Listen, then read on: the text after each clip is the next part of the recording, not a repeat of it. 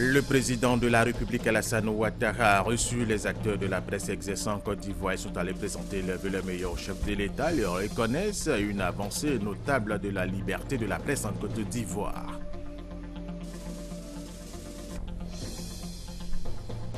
Le forum économique de Davos en Suisse se poursuit. La BAD, la Banque africaine de développement, a présenté son projet d'électricité pour tous sur tout le continent africain d'ici à 2025.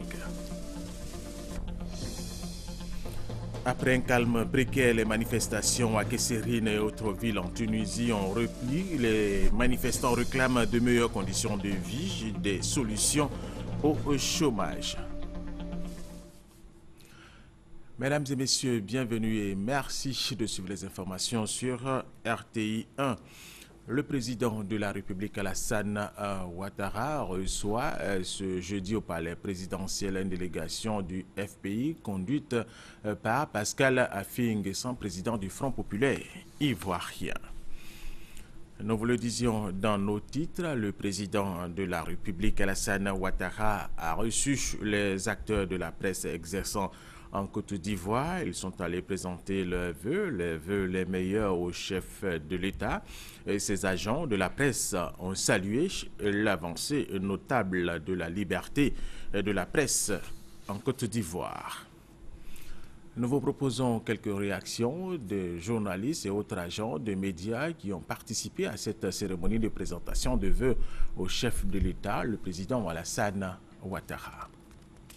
Le président a annoncé l'augmentation, en tout cas le rétablissement du montant de 800 millions octroyé comme fonds d'aide à la presse chaque année.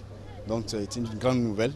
C'est un acquis qu'on avait perdu l'année dernière et qui a été rétabli publiquement.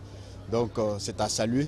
Mais il a surtout appelé à l'ouverture d'un débat de fond sur la politique d'aide de l'État à la presse. La cérémonie de présentation de vœux de la presse au président de la République a été un rendez-vous du franc-parler. Le président a donné une réponse à toutes les préoccupations qui lui ont été soumises, séances tenantes. Et comme nous savons que c'est un homme de confiance, un homme de parole, nous savons que ces problèmes qui lui ont été posés seront résolus tout au long de cette année. Je pense que nous sortons de cette rencontre avec de très bonnes nouvelles. Le président de la République vient d'augmenter encore l'aide à la presse privée, qui passe, n'est-ce pas, de 200 millions à 800 millions de francs CFA comme les années antérieures. Je pense que cela a donné du boom à tous les patrons de presse qui étaient présents à cette cérémonie. Les agents des radios de proximité ont beaucoup de problèmes. Évidemment, les radios elles-mêmes ont beaucoup de problèmes. Donc le président a donné instruction pour que ces radios-là soient prises en compte désormais. Donc on pense que l'environnement économique et social des radios pourrait connaître une nette amélioration pour une meilleure information des populations. Ce que je retiens, c'est que c'est une année qui commence bien et que le président tiendra compte des revendications des journalistes, des professionnels de la presse et des médias et que cette année sera une année très bonne pour les journalistes. J'ai été agréablement surpris que dans l'introduction, dans les salutations du président qui parle des photographes, c'est un honneur, ça n'existait pas avant, c'est un honneur qu'il nous a fait, nous le prenons bien et nous espérons que la suite se passe bien pour nous les photographes. De mémoire d'Ivoirien, c'est la première fois qu'un chef d'État apporte autant d'attention à la presse et c'est la première fois qu'un chef d'État vraiment veut que la presse s'en sorte de ses propres moyens, mais tout en ayant des critiques constructives. Tout cela nous redonne confiance à nous, acteurs du monde des médias, pour pouvoir l'aider aussi et aider le peuple ivoirien à arriver à l'émergence 2020. L'Union internationale de la presse francophone, UPF, salue vraiment l'initiative prise par le président de la République depuis qu'il est aux affaires en Côte d'Ivoire. Dans le style qu'on lui connaît, il a donné un cachet spécial à cette cérémonie de présentation de vœux de ce jour. La presse, c'est quand même le quatrième pouvoir. Et le président vient de nous démontrer qu'il compte sur nous pour la transparence et pour l'évolution, pour l'émergence de la presse. Et nous aussi, on attend beaucoup de nous. Une presse professionnelle et une presse qui permette à la Côte d'Ivoire de lutter contre la corruption, contre la pauvreté et pour permettre aux Ivoiriens d'avoir l'information en temps réel et la vérité sur toutes les actions publiques de l'État. Allez, nous vous le disions à l'instant, le président de la République, Alassane Ouattara, a reçu les acteurs de la presse exerçant en Côte d'Ivoire. Ils sont allés présenter leurs vœux les meilleurs au chef de l'État et ses agents de la presse. Vous les avez entendus écouter tout à l'heure, ont salué l'avancée notable de la liberté de la presse en Côte d'Ivoire. Viviane Aïmé. Comme à chaque début d'année, depuis 4 ans, la traditionnelle cérémonie d'échange de vœux entre le président de la République, Alassane Ouattara, et la presse nationale a enregistré une belle affluence. Journalistes, responsables des médias publics et privés, patrons de presse, les acteurs du secteur de la presse dans leur ensemble sont sensibles à ce moment privilégié d'échange avec le président de la République. En leur nom, le président de l'Union nationale des journalistes de Côte d'Ivoire, l'UNGCI, a adressé des vœux au président de la République pour la nouvelle année qui commence et qui est aussi celle qui démarre sa seconde mandature. Il a salué au nom de tous les avancées enregistrées par le secteur de la presse durant le premier mandat présidentiel qui vient de s'achever. Excellence, Monsieur le Président de la République, c'est le lieu pour nous de vous adresser nos vœux de réussite pour ce deuxième quinquennat à vous confier par les Ivoiriens, mais aussi nos vœux de bonne santé, de paix, de bonheur pour vous-même, la Première Dame, vos enfants, vos collaborateurs et tous ceux qui vous sont chers. Puisse Dieu guider vos pas tout au long de l'année 2016. Excellence, Monsieur le Président de la République, le principe sacro-saint auquel tiennent tous les journalistes du monde entier est la liberté de la presse. C'est la possibilité pour le journaliste d'exercer son métier en toute quiétude, sans craindre de représailles d'où qu'elles viennent. L'année 2015 a été particulièrement impitoyable pour les journalistes à travers le monde. 67 de nos confrères ont trouvé la mort dans l'exercice de leur profession. Fort heureusement, aucun cas de décès n'a été enregistré en Côte d'Ivoire. Mieux, au moment où se tient cette cérémonie, aucun journaliste n'est en prison en Côte d'Ivoire. Pour ce qui concerne le classement mondial de Reporters sans frontières, notre pays occupe en ce moment le 86e rang sur 180. Quand on sait qu'en 2012, ce pays occupait le 159e rang, on ne peut que marquer notre grande satisfaction et vous dire merci, tout en vous encourageant à persévérer sur cette voie pour que la Côte d'Ivoire puisse intégrer le top 50 de ce baromètre. Au nombre des avancées réalisées au profit du secteur de la presse nationale, il y a le Fonds de soutien et de développement de la presse mis en place par le gouvernement et qui a apporté un appui à hauteur de près d'1 milliard de francs aux entreprises de presse écrite au cours de l'année 2014.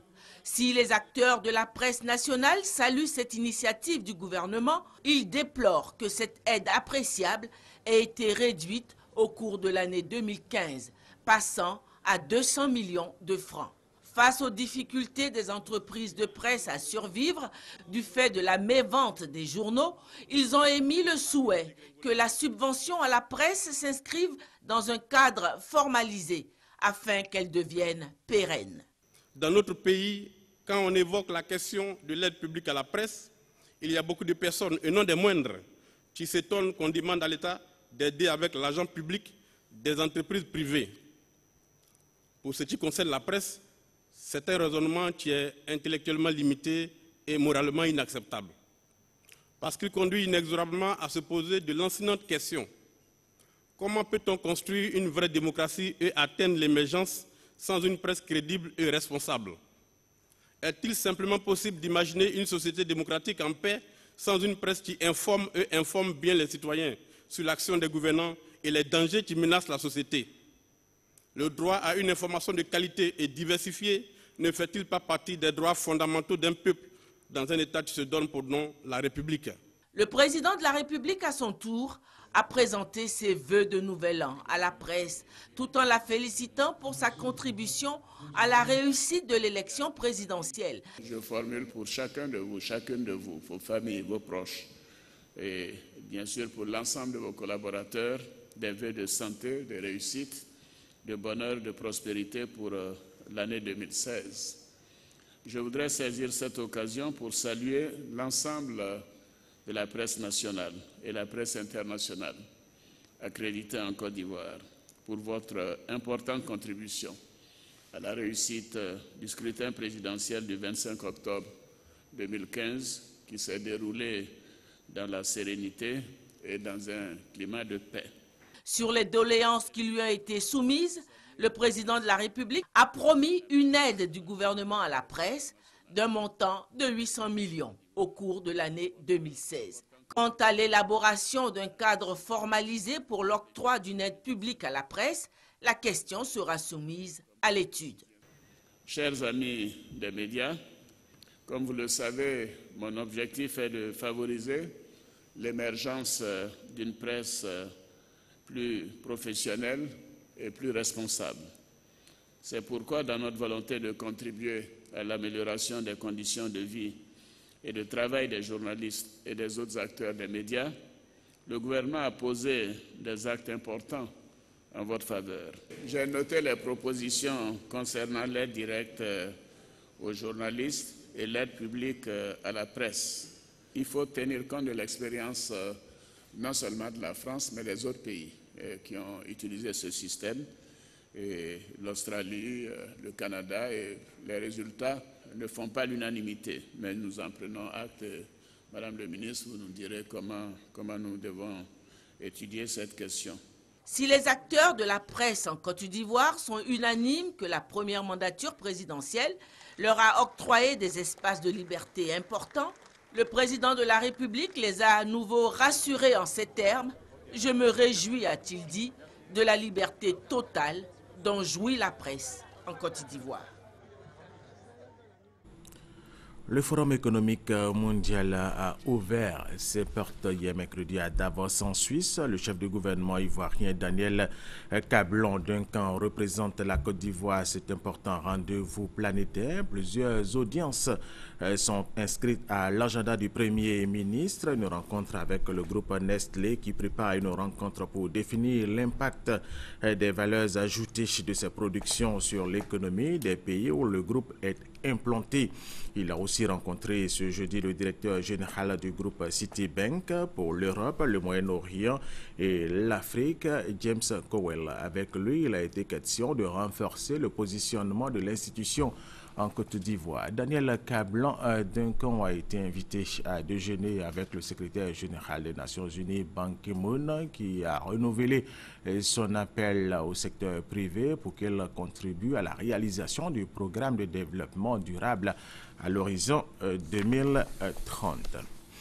Le forum économique de Davos en Suisse se poursuit. La BAD, la Banque africaine de développement, a présenté son projet d'électricité pour tous sur tout le continent africain d'ici à 2025. Alexis Ouedraogo. En Afrique subsaharienne, 600 millions de personnes vivent sans électricité. Le continent estime que le manque d'énergie est l'obstacle le plus important au développement des affaires. Pour faire face à cette réalité, la Banque africaine de développement a présenté sa vision, le New Deal pour l'énergie en Afrique. Le secteur énergie, c'est très important au niveau d'avoir, comme Monsieur le Président avait dit, d'avoir un accès universel à l'électricité en Côte d'Ivoire d'ici 2017. C'est ce qu'il avait dit. Je crois que c'est une ambition très important et je suis là parce que pour moi l'électricité c'est très important. On va les donner beaucoup de soutien pour ça. Invité du président de l'institution, Daniel Cablon-Duncan a partagé devant plusieurs chefs d'État et hommes d'affaires l'expérience de la Côte d'Ivoire. Il a dit sa foi en la vision de l'électricité pour tous. Je crois que quand on a entendu les chefs d'État, il y a un engagement qui est très fort des uns et des autres d'aller vers l'électrification pour l'Afrique. Mais aussi, ce qui est aussi important, c'est d'entendre le secteur privé dire qu'ils sont prêts à mettre de l'argent dans ce domaine parce que non seulement c'est bon pour l'Afrique, mais aussi c'est rentable. Chaque mois de janvier, la petite commune de Davos dans l'est de la Suisse se transforme pendant quelques jours en centre économique. Objectif de ces travaux, améliorer l'état du monde via des collaborations entre secteurs publics et privés. La Côte d'Ivoire, elle entend en tirer le plus grand profit. Plusieurs audiences avec de potentiels investisseurs sont inscrits à l'agenda du Premier ministre. Allez, tout à fait autre chose maintenant et revenons en Côte d'Ivoire. Réuni en session extraordinaire hier, le bureau de l'Assemblée nationale de Côte d'Ivoire exige le retrait du mandat d'arrêt international délivré par le Burkina Faso à l'encontre du président de l'Assemblée nationale. Pour les députés ivoiriens, ce mandat bafoue l'immunité parlementaire du président de l'Assemblée nationale de Côte d'Ivoire, Guillaume Soro. Michel Digré. Le bureau de l'Assemblée nationale de Côte d'Ivoire s'insurge contre le mandat d'arrêt international lancé par la justice burkinabé à l'encontre du président du Parlement ivoirien Guillaume Soro. Si la présidence de la République de Côte d'Ivoire a dénoncé ce lundi le mépris des us et coutumes en la matière, les députés, eux, exigent le retrait de ce mandat d'arrêt. Le bureau de l'Assemblée nationale s'indigne et condamne avec la dernière énergie cette attitude qui bafoue l'immunité parlementaire du président de l'Assemblée nationale de Côte d'Ivoire et qui pourrait sacrifier sur l'autel des politiques les intérêts des deux peuples qui ont une longue tradition d'amitié et de fraternité. S'insurge contre ce mandat d'arrêt qui est juridiquement inopérant.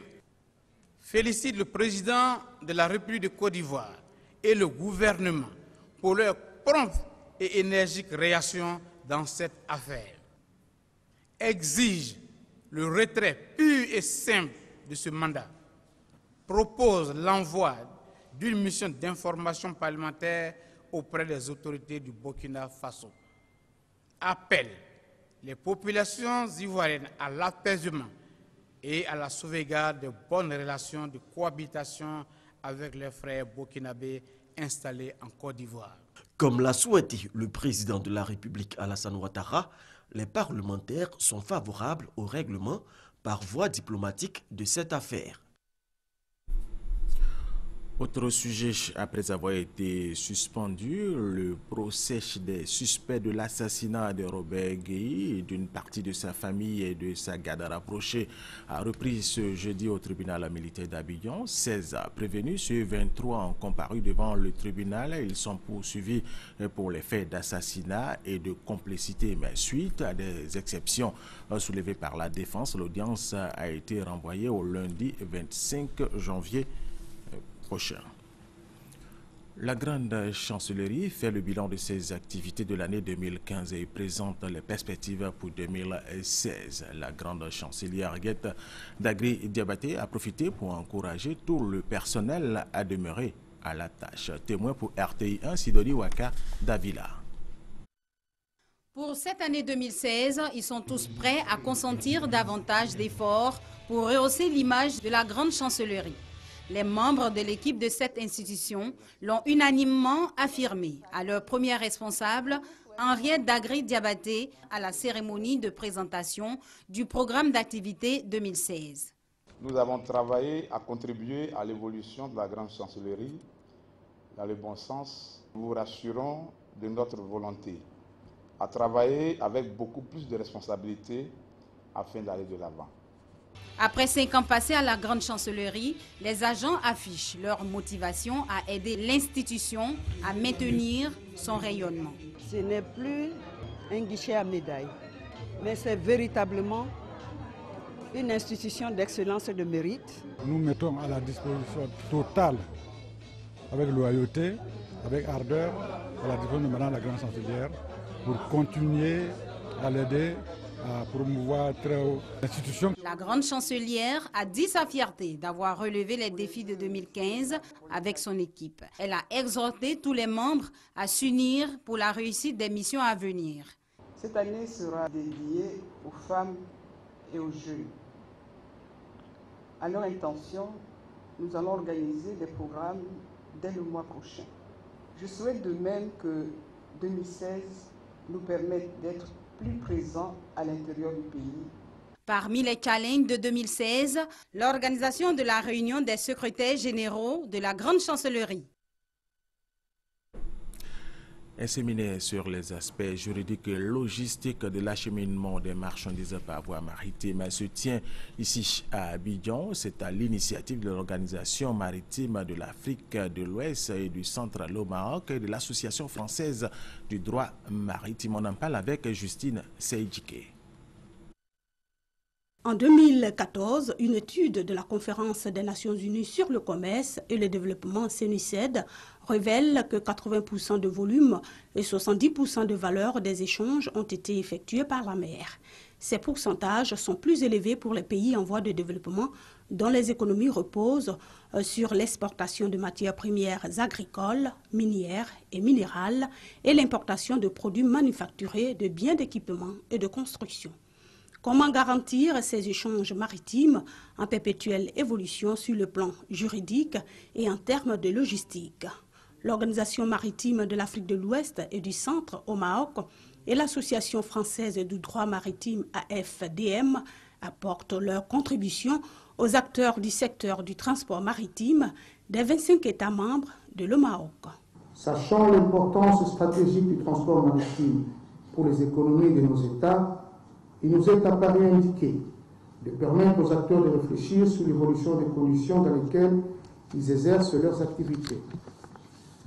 La globalisation du monde de nos jours implique la chaîne de transport, l'adaptation au gigantisme des navires, l'utilisation très poussée de l'électronique pour la transmission des documents et la facilitation des procédures, les gains de temps par l'accélération des cadences de l'interconnexion des modes de transport pour favoriser le multimodalisme. Nous souhaitons que l'Association française de droit maritime puisse être un relais avec les associations nationales de droit maritime qui ont été revivifiées récemment, de manière à ce qu'il y ait une ouverture internationale sur les projets que les États africains pourront proposer.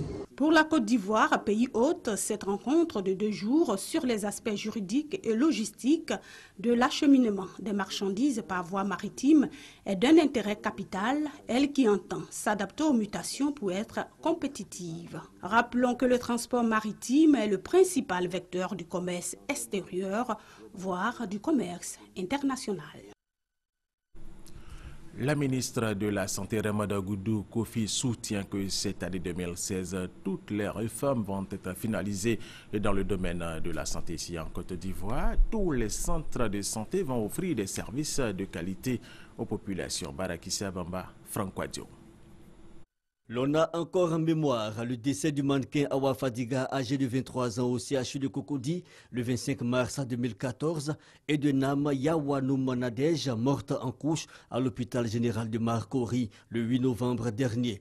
La population s'était alors soulevée, accusant le personnel de santé de négligence, une série d'incidents dans le milieu de la santé que le ministre de tutelle veut transformer en vieux souvenirs. Raymond Goudou Kofi promet du changement en cette nouvelle année 2016. La ministre de la Santé que je suis ne peut que parler, sévir de temps en temps, prendre des mesures de temps en temps. Mais honnêtement, franchement, que puis-je faire si ce n'est vous sensibiliser? Et je veux vous dire qu'à partir d'aujourd'hui, vous allez travailler. Parce que vous avez décidé aujourd'hui, et je le lis dans vos yeux, que les choses vont changer.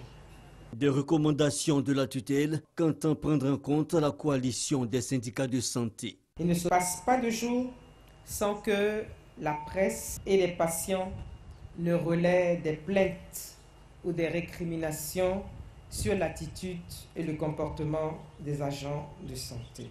Tout ceci, mesdames et messieurs, chers collaborateurs, ternit l'image et la notoriété des professionnels de santé que vous êtes. Nous allons faire en sorte que le message de Madame la ministre, nous nous approprions de cela, que nous prenions notre bâton de pèlerin, aller encore sur le terrain, sensibiliser nos camarades, et de respecter seulement les directives, de ne pas avoir d'autres comportements en dehors de ce qui est prescrit. Le ministre de la Santé et de l'Hygiène publique envisage finaliser les réformes entreprises depuis 2012, renforcer la santé maternelle et infantile, mais surtout sensibiliser davantage le personnel sanitaire pour une meilleure prise en charge des patients.